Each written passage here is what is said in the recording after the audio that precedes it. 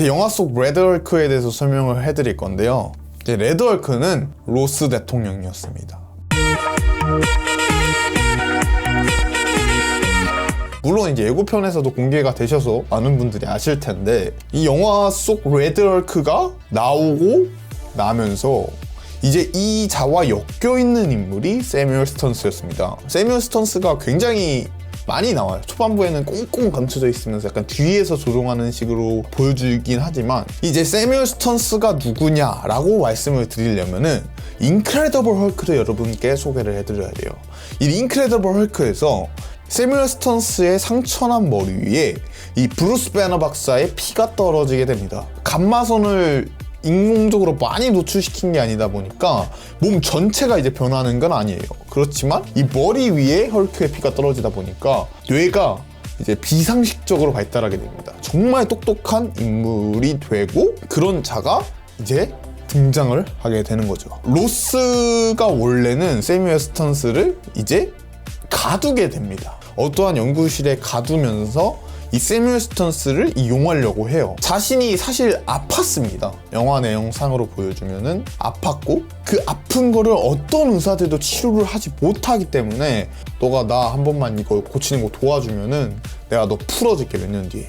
이렇게 약속을 했는데, 이 세뮤얼 스턴스에게 했던 약속을 로스가 지키지 않았던 거죠. 그러다 보니까 세뮤얼 스턴스는 10몇 년 동안 갇혀있는 걸로 영화상으로 나오는데, 그 기간 동안 갇혀있으면서 너가 해줄 거 다 해줬는데 왜 나한테는 자유를 주지 않냐, 이 분노가 로스 대통령을 향하게 됩니다. 그러면서 이제 로스를 저격하기 시작합니다.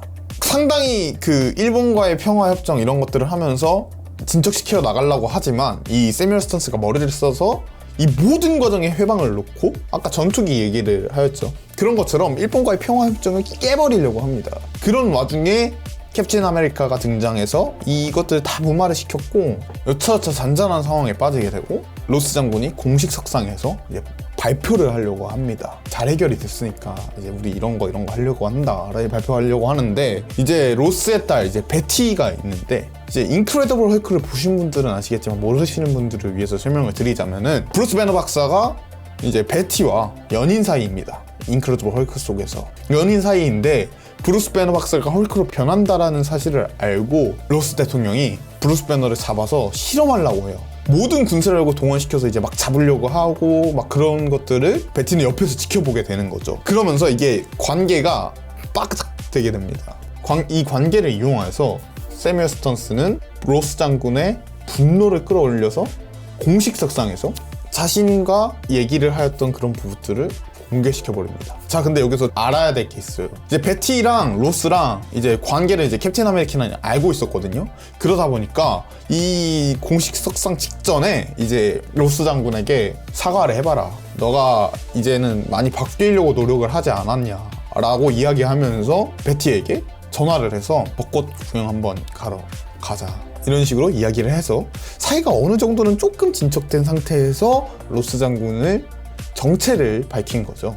자신에게 이러한 짓을 했다라는 것을 밝혀버리면서 로스 대통령이 화를 주체하지 못하고 기자들 앞에서 녹음본 파일을 트니까 화를 주체하지 못하고 레드헐크로 변하게 됩니다. 그러면서 이제 아까 말씀드렸던 앞전에 싸움이 발생하게 된 건데요.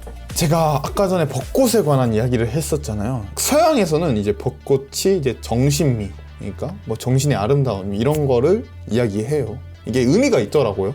찾아보니까. 그러면서 캡틴과 레드헐크가 싸움을 하게 되는데, 그 막 치열한 싸움을 하고 있으면서 이제 캡틴 아메리카가 로스에게 한 방 매깁니다. 크게 매겨요. 이제 캡틴 아메리카가 그런 상황에서 이야기합니다. 너 딸이랑 벚꽃 보러 가지 않았냐 라고 이야기하면서 진정을 시키는 거죠. 얘가 진정되면은 그 레드헐크가 가라앉거든요.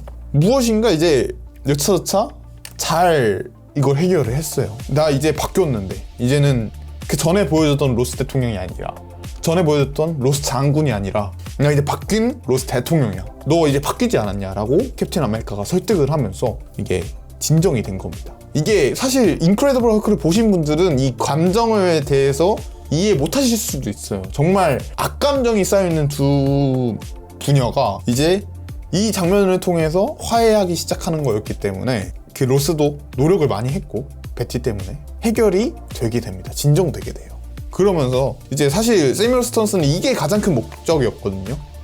사람들 앞에서 로스의 정체를 까발리고 너의 모든 것을 내놓게 하는 것이 목적이었기 때문에 자수를 하면서 그 일을 터뜨려요. 그러면서 이제 세뮤얼 스턴스도 잡히게 되고, 그리고 로스 대통령도 어느 정도 해결이 되면서 영화는 마무리가 됩니다. 자, 근데 여기서 중요한 게 있습니다. 아직 캡틴 아메리카에 대한 내용이 안 끝났는데요. 이제 혈청을 계속해서 이야기하였습니다. 이 마지막 레드얼크와의 장면에서도 혈청을 안 맞았기 때문에 너무 힘들다. 왜 안 맞았지? 라는 것도 얘기하고, 그 중간에서도 혈청과 관련된 것도 얘기하고, 초반에서도 혈청에 관련된 얘기를 계속해서 합니다. 이 모든 일이 끝나게 되면서 다쳤던 호아킨이 깨어나게 됩니다. 그러면서 이제 샘 윌슨한테 이런 말을 하게 돼요. 호아킨은 자신이 항상 충분한지 좀 생각하게 된다. 호아킨은 자신이 항상 충분한지, 내가 이 자리에 있어도 되는지라는 것을 이야기합니다. 샘 윌슨도 걔한테서 자신의 모습을 본 거죠. 똑같이 보는 거죠. 그럼에도 불구하고 호아킨은 이런 말을 하게 돼요. 샘 윌슨 당신처럼 되고 싶었다고. 일반인, 그러니까 뭐 아이언맨, 기존 캡틴 아메리카, 스티븐 로저스의 캡틴 아메리카, 토르, 헐크 같은 특별한 능력을 가지고 있지 않음에도 불구하고 포기하지 않는 끈기를 얘기하게 돼요. 당신의 그런 모습을 보고 나는 정말 동경하게 되었다. 이 포기하지 않는 끈기, 이 신념, 이 믿음, 이게 연결이 돼요. 아까 버키가 얘기해줬던 것과. 그 샘 윌슨이 계속해서 자신이 혈청이 맞지 않았던 것 때문에 자책을 하고 내가 이걸 해도 되나 이렇게 생각을 계속해서 하는데, 이거를 한마디로 인정을 받게 되는 거죠. 버키가 얘기해줄 때도 안 믿었던 사람인데 자신과 비슷하게 느껴졌던 호아킨이 그런 얘기를 하니까 이게 무엇인가, 이게 캡틴 아메리카의 마음을 움직였지 않았을까, 더 한 발자국 성장하게 되는 그런 과정들을 보여주게 됩니다. 샘 윌슨도 역시 마찬가지로 영화를 통해서 자신이 그 슈퍼솔저가 아니다, 혈청을 안 맞았다라는 그 부분을 이 장면을 통해서 해결하지 않았을까 싶었습니다.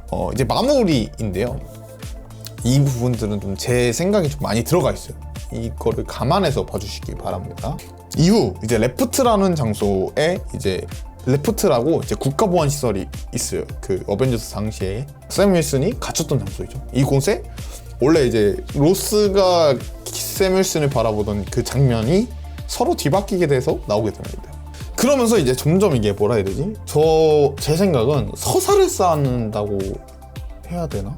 그 독불 장군의 이미지 버려가면서 성장을 하는 모습이 있고, 심지어 자신이 스스로 이제 대통령이 된 것조차 포기하는 모습을 보여주니까 이게 무엇인가 서사를 쌓는다는 느낌을 받았어요.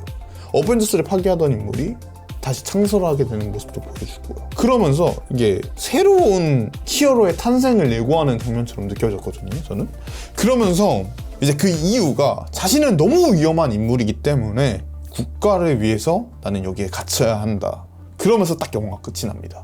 이 이후에 티저 영상이 있거든요. 이제 세뮤얼 스턴스와 샘 윌슨이 이야기를 하는 장면이 나오게 됩니다. 샘 윌슨과 세뮤얼 스턴스가 이야기를 하는데, 이제 뮤턴트가 지구에는 엄청난 위험이 찾아올 것이라고 이야기해요. 캡틴 아메리카에게. 근데 그 장면이 또 다른 위험이 무엇이 있을까라고 생각해 보았더니, 자, 닥터 둠이 있었죠.